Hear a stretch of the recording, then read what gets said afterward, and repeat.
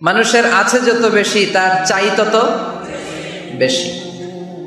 শেখ সাদি রাহিমাহুল্লাহ ইরানের বিখ্যাত কবি, বালাগাল উলা বিকামালিহি কাশাফাদ দুজা বিজামালিহি, এই কবিতা লিখে বিখ্যাত হয়েছিলেন। তো ওনার একটা সময় আর্থিক দৈন্যতা যাচ্ছিল, টাকা পয়সা ছিল না, ফলে পায়ে দেওয়ার মতো জুতা ছিল না। কি ছিল না? জুতা ছিল না। তো খুব আফসোস করে একদিন মনে মনে আল্লাহরে বলে, আল্লাহ আমি এত বড় কবি, আমার পায়ে দেওয়ার মতো জুতা নাই। আহা, আফসোস করে ঘর থেকে বের হয়েছে। বের হয়ে দেখে এক ভিক্ষুক ভিক্ষা করে, ওই ভিক্ষুকের দুইটা পাই নাই। ভিক্ষুকের দুইটা, আর কবি সাহেবের কি নাই? জুতা নাই।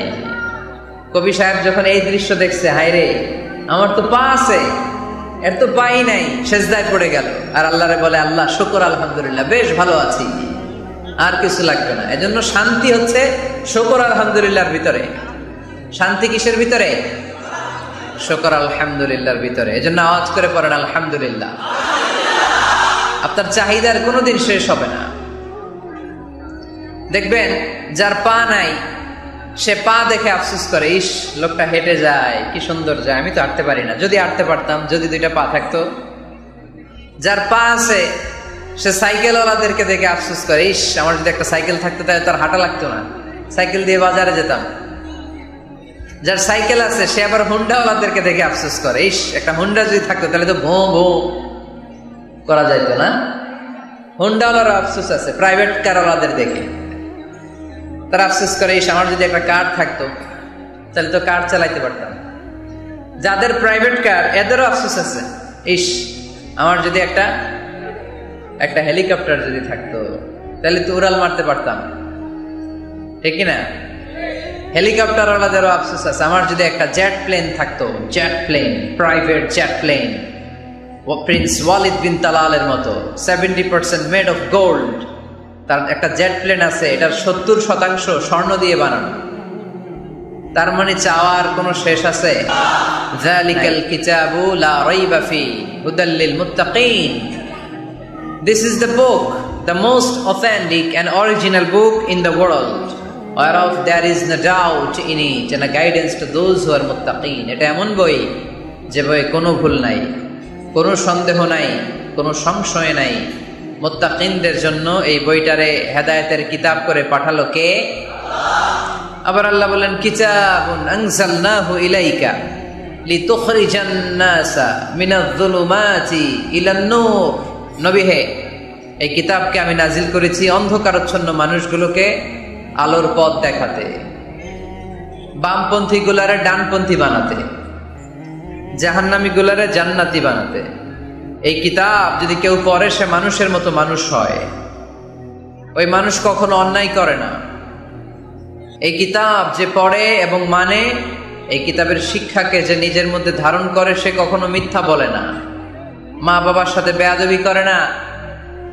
ওই আলোকিত মানুষটা কখনো টেন্ডারবাজি করে না, চাঁদাবাজি করে না, দুর্নীতিতে চ্যাম্পিয়ন হয় না, ক্যাসিনো ব্যবসায় নামে না।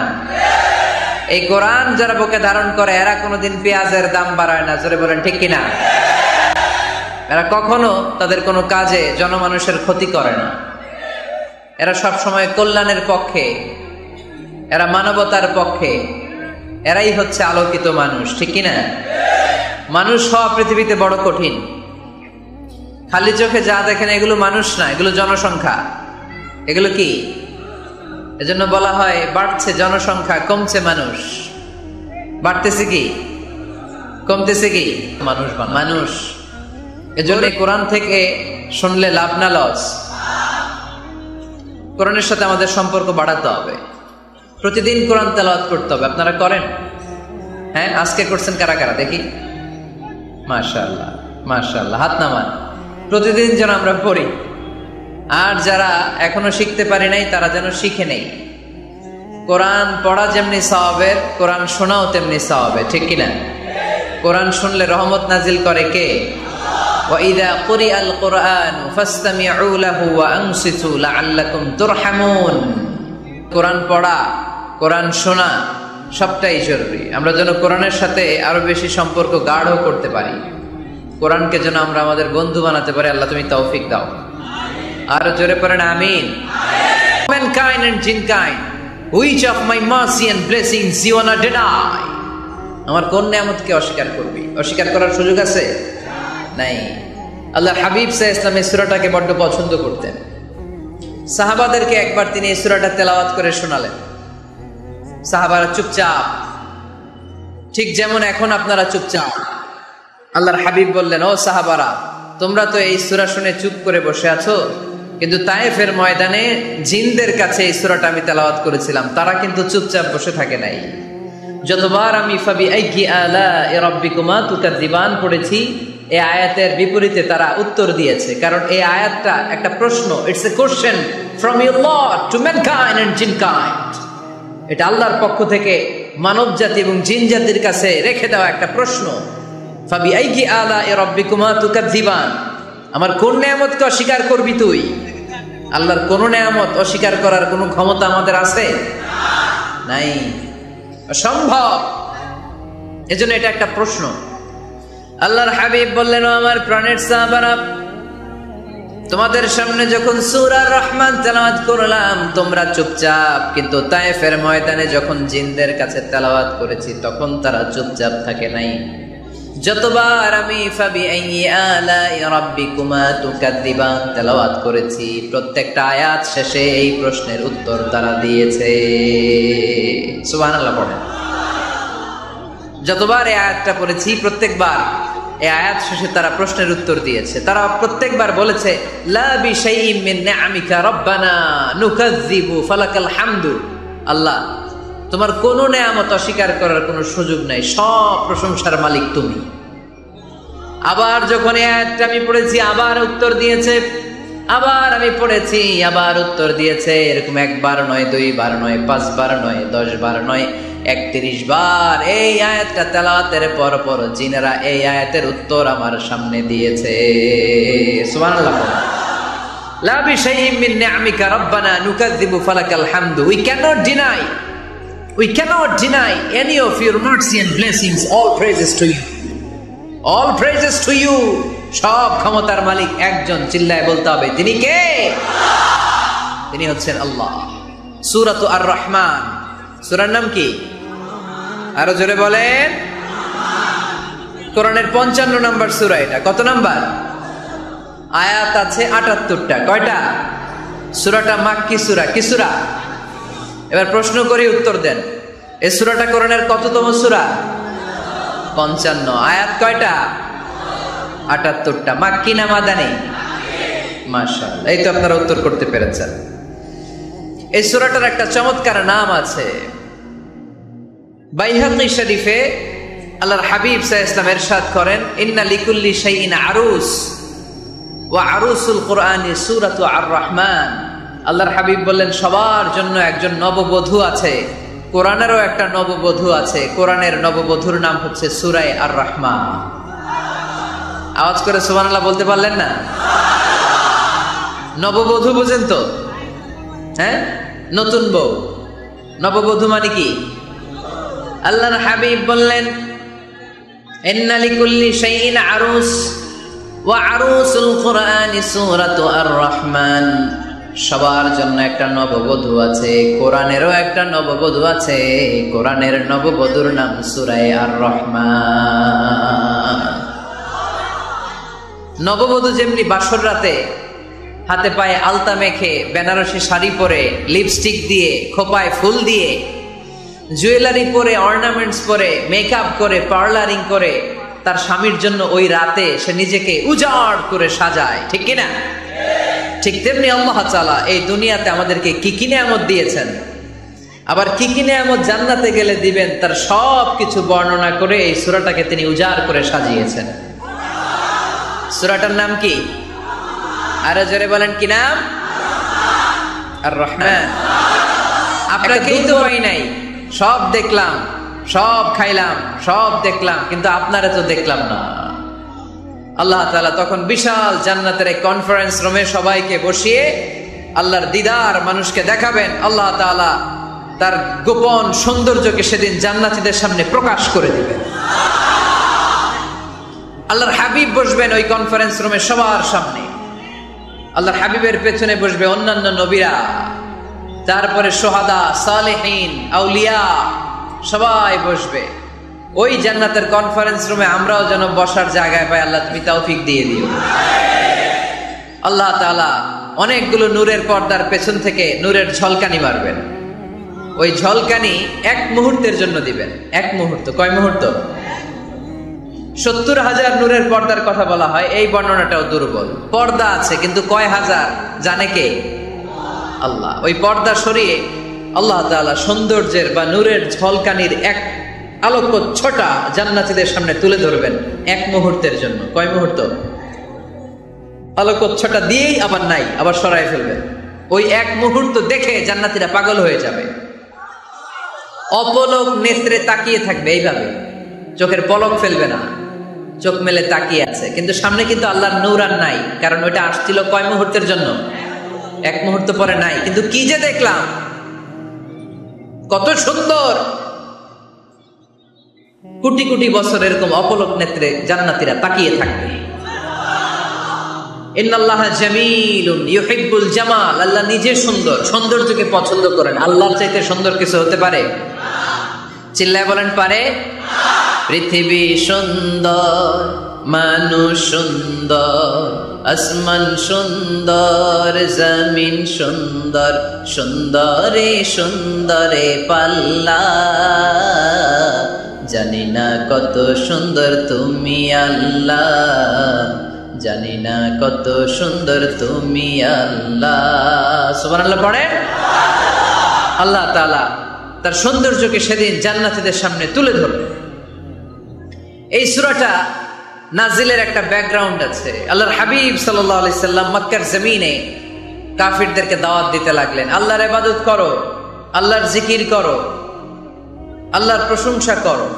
এরকম দাওয়াত দিতে দিতে কিছুদিন পরে বিষ্ণু ইসলাম বলতে শুরু করলেন, রহমানের ইবাদত করো, রহমানের জিকির করো, রহমানের পায়ে সেজদায় লুটিয়ে পড়ো। তখন কাফেররা প্রশ্ন শুরু করে দিল, মুহাম্মদ এতদিন বলতা আল্লাহ, এখন কইতেছ রহমানের কথা, আসলে কোনটা? আল্লাহরে তো আমরা চিনি, রহমানরে তো আমরা চিনি না। আল্লাহর দাওয়াত দিচ্ছ, আল্লাহর গুণগান গাইছো, আল্লাহকে আমরা চিনি জানি, কিন্তু রহমানটা আবার কে? সে আবার কবে আসলো, কোত্থেকে আসলো, কবে থেকে আছে, কতদিন থাকবে? রহমানরে তো আমরা চিনি না। ওরা রহমান চিনে না। এজন্য আল্লাহ তাআলা রহমানকে চিনায় দেওয়ার জন্য আর রহমান নামে একটা সূরাই নাজিল করে দিলেন। শেষ নাই, আমার মায়ার কোনো শেষ নাই, আমার দয়া ভালোবাসা ছাড়া এই পৃথিবীতে কোনো কিছু হওয়া সম্ভব। ওয়াসিআত রাহমাতি কুল্লা শাই। সব জায়গায় আমার আল্লাহর রহমত আছে না নাই? আল্লাহর রহমত ছাড়া এক ফোঁটা বৃষ্টি আকাশ থেকে জমিনে ঝরে? আল্লাহর রহমত ছাড়া একটা গাছের পাতা মাটিতে পড়ে? আল্লাহর রহমত ছাড়া একটা শ্বাস আমরা ভেতরে ঢুকাতে পারি? আল্লাহর রহমত ছাড়া পৃথিবীতে কিচ্ছু সম্ভব না। চিল্লায় বলেন ঠিক কি না? আমার আল্লাহর দয়া ভালোবাসা যে কত বেশি আমরা জানি না, আমরা জানি না। আরশের বুকে আল্লাহ বিশাল সাইনবোর্ডে লিখে রেখেছেন, সাবাকাত রাহমাতি গাদাবি, সাবাকাত রাহমাতি গাদাবি। এর মানে হচ্ছে আমার রাগের উপরে আমার দয়া বিজয় লাভ করেছে। সাবাকাত রাহমাতি গাদাবি, আমার রাগও আছে, আল্লাহর রাগ আছে না? আমার দয়াও আছে, আল্লাহর দয়া আছে না? আল্লাহ বললেন আমার রাগও আছে, আবার আমার দয়াও আছে, তবে জেনে রেখো আমার রাগের চেয়ে দয়া বেশি। আল্লাহর কোনটা বেশি? দয়া বেশি। আমাদের পাপ অন্যায় যত বড় হোক, মনে রাখবেন আল্লাহর দয়া তার চাইতেও বড়। নাকি ছোট? আপনি যত বড় পাপ করেন না কেন, আমাদের জন্য আল্লাহর পক্ষ থেকে দয়া আছে না নাই? বনি ইসরাইলের এক লোক সিরিয়াল কিলার ছিল, খালি মার্ডার করতো, সিরিয়াল মার্ডার। একটা, দুইটা, তিনটা, 10টা, 5টা করতে করতে করতে করতে 99টা মার্ডার করেছে। কয়টা? এলাকায় আছে নাকি এরকম কেউ? 99টা মার্ডার। কল্পনা করা যায়? 99 জন মানুষকে সে নিজ হাতে হত্যা করেছে। 99 মার্ডার করার পরে তার মনে ভয় আসলো, হায়রে না জানি আল্লাহ আমার সাথে কেমন আচরণ করে আখিরাতে। আমার তওবা আছে কিনা কপালে জানি না, আমার তো ক্ষমা নাই, কি করব আমি? তো সে লোকজনদেরকে জিজ্ঞেস করলো, আমার ক্ষমা আছে কিনা, এটা কে বলতে পারবে? আমাকে আল্লাহ মাফ করবে কিনা? তারা সবাই বললো, এই এলাকায় এক আল্লাহর ওলি আছে, তার কাছে যাও। সে আল্লাহর ওলির কাছে যেয়ে বলে, ও আল্লাহর ওলি, আমি 99টা হত্যা করেছি, 99টা মার্ডার, আমার কপালে ক্ষমা আছে কিনা তুমি একটু বলো। আল্লাহর ওলি কই, কি বললা? 99টা মার্ডার? হায় হায় সর্বনাশ, তোর কোনো ক্ষমা নাই। এবার যে মার্ডার করছে ও কয়, আমার যেহেতু ক্ষমা নাই, তোরে বাঁচায় রেখে লাভ কি, তোরেও দিলাম শেষ করে। এবার সেঞ্চুরি করে ফেলাইছে। কথা বুঝতেছেন? আমার যেহেতু ক্ষমা নাই, তো তোরে বাঁচায় রেখে কি লাভ, তোরেও শেষ করে দিলাম। এবার সেঞ্চুরি। সেঞ্চুরি করার পরেও ভয় আছে না নাই অন্তরে? অন্তরে তো আল্লাহর ভয়। কই যাবে? খুঁজতে লাগলো কে সমাধান দিতে পারবে। একজন বলল, ওই এলাকায় একজন বড় আলেম আছে, ওই আলেমের কাছে যাও।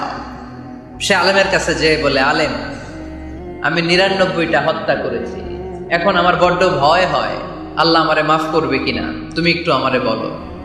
আলেম বলে, তোমার গুনাহ যত বড়ই হোক, আমার আল্লাহর দয়া তার চাইতেও বড়।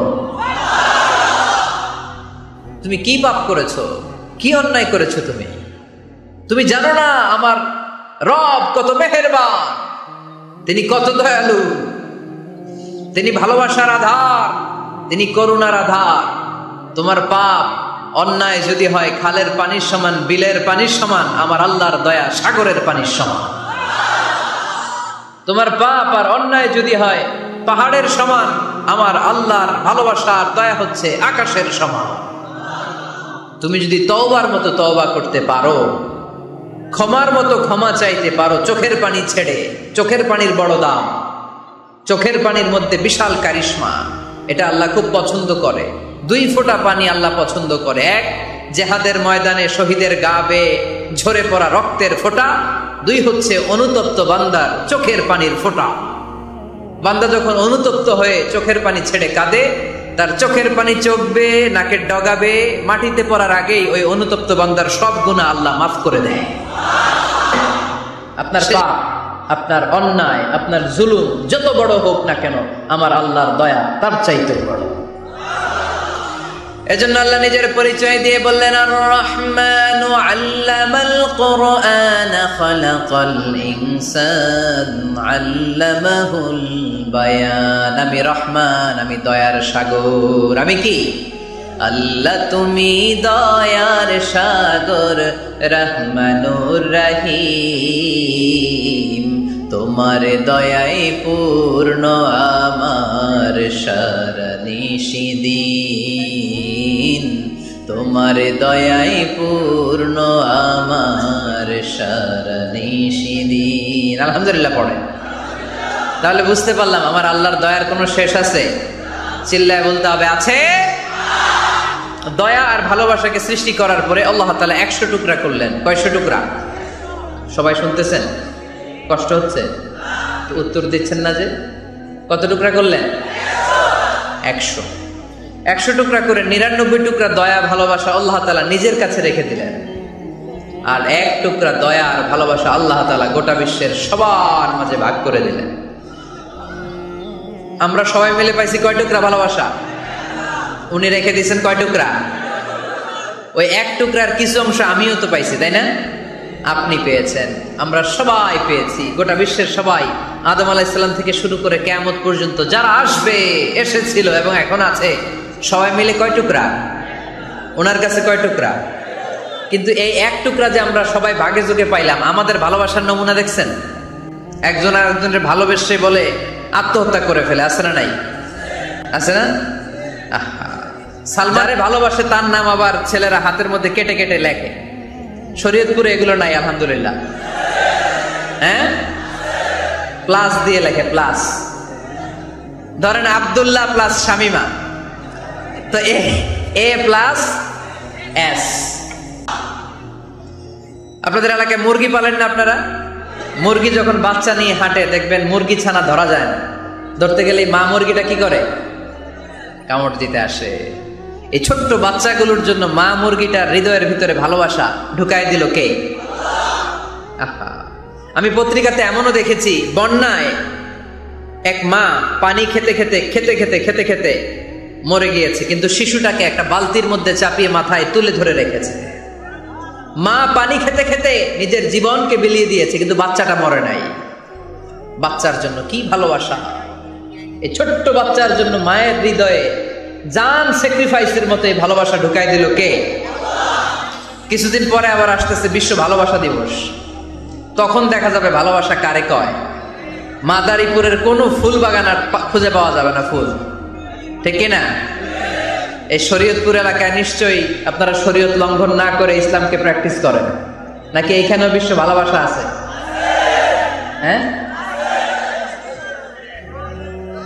আছে তো, শরীয়তপুর না? হ্যাঁ, ওই দিন 14 ফেব্রুয়ারি শরীয়ত যায় কই? এগুলোর সাথে ইসলামের কোনো সম্পর্ক। আমাদের প্রতিদিনই ভালোবাসা, সকালে ভালোবাসা, বিকেলে ভালোবাসা, সন্ধ্যায় ভালোবাসা, শীতকালে ভালোবাসা, গ্রীষ্মকালে ভালোবাসা। আমাদের ইসলামে শুধু ভালোবাসাবাসী, ঠিক না? এই যে ওরা বিশ্ব মা দিবস, international mother day, international father day, মা দিবস, বাবা দিবস বছরে একবার ওল্ড হোমে রেখে আসে, বৃদ্ধাশ্রমে। যেহেতু সারা বছর বৃদ্ধাশ্রমে, বছরে একদিনও যদি মারে স্মরণ না করি কেমন হয়? তো একদিন ওই মা দিবসে মারে একটা কার্ড দিয়ে উইশ করে আসে, কিছু টাকা দিয়ে আসে। ওদের তো মা বাবার প্রতি দয়া নাই, শ্রদ্ধা নাই, ভালোবাসা নাই, এজন্য ঘটা করে ওদের দিবস পালন করা লাগে। আমাদের 24 ঘন্টা 365 দিনই ভালোবাসা, তাই এই দিবস ফিবসের আমাদের দরকার নাই। চিল্লায় বলেন ঠিক কিনা? জন্মের পর থেকেই তো আমাদের ভালোবাসা, মৃত্যু পর্যন্ত ভালোবাসা, আমৃত্যু ভালোবাসা। এই জন্য বিশ্ব ভালোবাসা দিবস, এটা ইসলাম কখনো সাপোর্ট করে না। ভালোবাসার কেন্দ্রবিন্দু একজন, চিল্লায় বলতে হবে তিনি কে? 100 টুকরা করে আমাদেরকে দিয়েছেন কয় টুকরা? উনি রেখেছেন কয় টুকরা? দেখেন, এক টুকরা ঠেলায় বিশ্ব ভালোবাসা দিবস আমরা পালন করি। ভালোবাসার গান, ভালোবাসার নাটক, ভালোবাসার ফিল্ম, ভালোবাসার কবিতা, অভাব নাই। কত ভালোবাসার স্টোরি আপনারা জানেন, এত ভালোবাসা। কিন্তু সবাই মিলে ভালোবাসার এক অংশ আমরা ভাগে যোগে পেয়েছি। এক অংশের নমুনা যদি এমন হয়, 99 টুকরা ভালোবাসা যিনি রেখে দিয়েছেন নিজের মধ্যে, তার ভালোবাসা বেশি না কম? চিল্লায় বলেন বেশি না কম? এজন্য আমরা আল্লাহর ভালোবাসার ভিখারি, আমরা আল্লাহ তাআলার রহমতের ভিখারি। আল্লাহর রহমত ছাড়া কেউ কোনোদিন জান্নাতে যেতে পারবে কোনোদিন নিজের আমল নিয়ে বড়াই করবেন না। আপনার কি ভাবেন যে আপনার আমল দিয়ে আপনি জান্নাতে যাবেন? শরীয়তপুরের আজকের এই প্যান্ডেলে যারা বসে আছেন, কার এরকম ভরসা আছে যে হুজুর আমি এত আমল করেছি, আমার আমলের বদৌলতে আমি জান্নাতে ঢুকবো?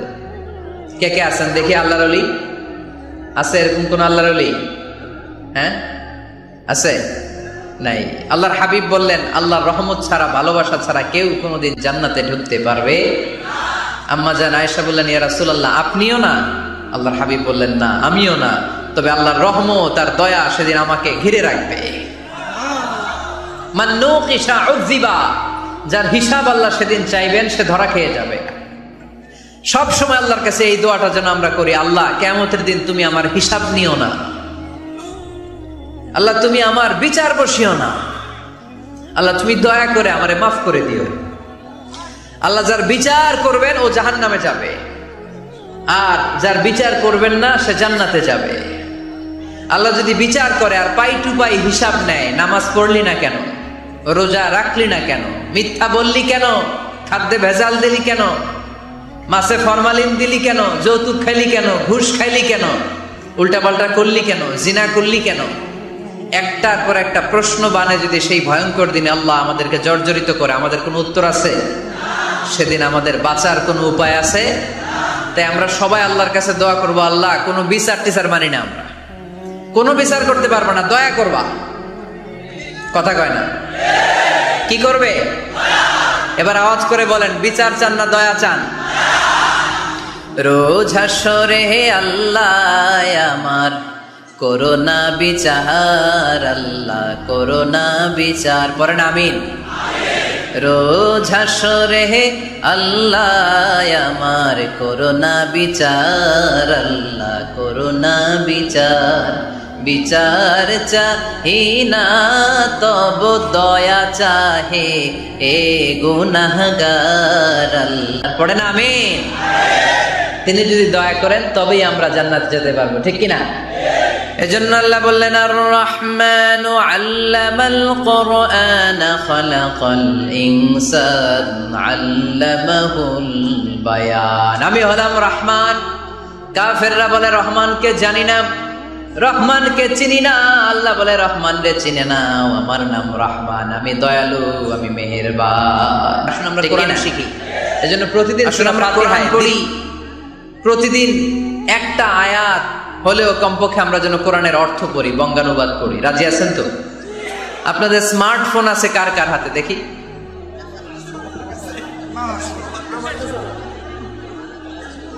আপনারা কি অ্যানালগ? স্মার্ট আপনি? মাশাআল্লাহ। তোমরাও কি স্মার্ট? হ্যাঁ, ঠিক আছে, হাত নামাও, হাত নামান সবাই। তো এই যে স্মার্টফোন আসছে স্মার্ট বানাইতে, যেই ফোনের মধ্যে কোরআন নাই সে আনস্মার্ট, ঠিক কিনা? যার মোবাইলের ভেতরে কোরআনের অ্যাপস আছে, ডাউনলোড করে অ্যাপস রেখেছে, সেই হচ্ছে আসল smart. He is the real hero, he is the real smart. এজন্য মোবাইলের অ্যাপসের ভেতরে কোরআন ঢুকাইতে হবে। শরীয়তপুরের ছেলেরা খুব সহজ, অ্যান্ড্রয়েড সাইট ইউজ করলে প্লে স্টোরে যাও, যে তুমি বাংলা কোরআন লিখো চলে আসবে। আইফোন যদি ইউজ করো অ্যাপ স্টোরে যাও, ওখানে যে বাংলা কোরআন লিখো চলে আসবে। সহজ। এত সহজ হওয়ার পরেও আল্লাহ কি বললেন আমরা যদি না শিখি, না জানি, আল্লাহ কি ক্ষমা করবে? যা বলার সব আল্লাহ বলে দিয়েছে এই কোরআন। আমরা কোরআনের বন্ধু বানাবো। এই কিতাবটার নাম, এটা আল্লাহর কিতাব। এই কিতাব সংরক্ষণের দায়িত্ব নিয়েছে কে? এই কিতাবকে কেউ ধ্বংস করতে পারবে?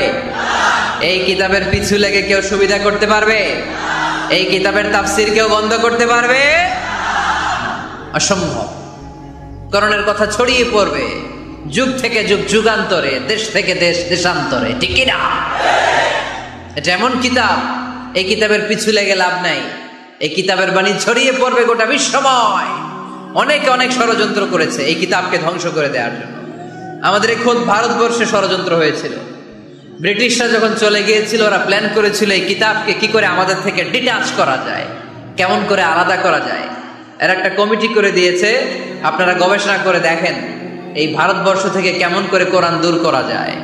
তারা বুদ্ধি করে বলল, এক কাজ করি, কারণ তাদের কোরআনের কপিগুলো মসজিদ থেকে বের করে আমরা আগুন দিয়ে জ্বালাই দিব, তাইলেই কোরআন শেষ। কোরআনের কপি যদি আগুন দিয়ে জ্বালায় দেওয়া হয়, তাহলে তার পৃথিবীতে কোরআন থাকবে না? না থাকবে? যদি আগুন লেগে ধ্বংস হয়ে যায়, ধ্বংস হয়ে যায়, যদি আগুন লেগে যায়, পুড়ে যায় পৃথিবীর সব বইয়ের দোকান, বিশ্ব থেকে হারাবে না পবিত্র কোরআন, বিশ্ব থেকে হারাবে না পবিত্র কোরআন, ঠিক কি না? পরে দেখলো না রিসার্চে গন্ডগোল আছে, অ্যানালাইসিস ভুল। আবার নতুন কমিটি পাঠালো তারা ইংল্যান্ড থেকে, 33 সদস্য বিশিষ্ট কমিটি। তারা এসে গবেষণা করে দেখলো না, এই কোরআন আগুনে জ্বালাই দিলে কোরআন দূর হবে না। কারণ আমরা ভারতবর্ষের হেফজখানাগুলোতে যে দেখেছি, ছোট্ট বাচ্চারা মাথা দুলিয়ে দুলিয়ে কোরআন পড়ে। কোরআন তারা শুধু কাগজেই লিখে রাখে না, সিনার ভিতরে গেঁথে রাখে। ওই কোরআন মুসলমানদেরকে শিখিয়েছে কে? সে আল্লাহ বললেন, আর রহমানু আল্লামাল কোরআন খালাকাল ইনসান আল্লামাহুল বায়ান। আল্লাহ বললেন আমি মেহেরবান, আমি কোরআন শিখিয়েছি। আমরা বললাম আল্লাহ আর আপনি কি করেন? আল্লাহ বলেন খালাকাল ইনসান, আমি মানুষ বানিয়েছি। সুবহানাল্লাহ, আমাদেরকে তৈরি করেছে কে? আল্লাহ সূরা আল মুমিনুনে বললেন, ওয়ালাকাদ খালাকনাল ইনসানা মিন সুলালাতিন মিন তিন সুম্মা জাআলনাহু নুতফাতান ফি ক্বারারিন মাকিন ثم خلقنا النطفة علقة فخلقنا العلقة مضغة فخلقنا المضغة عظاما فكسونا العظام لحما ثم أنشأناه خلقا آخر فتبارك الله أحسن الخالقين. পড়েন আল্লাহু আকবার, লিল্লাহি তাকবীর। মায়ের পেটে আমাদেরকে তৈরি করলো কে? আল্লাহ। 10 মাস আমাদেরকে খাবার দিল কে? অক্সিজেন দিল কে? দেখেন দুনিয়ার কেউ কিন্তু আমার খোঁজ নিতে পারে নাই, ভিতরে যে পারছে? ওই গোপন জায়গায় একজন আমার রিজিক দিত, তিনি কে?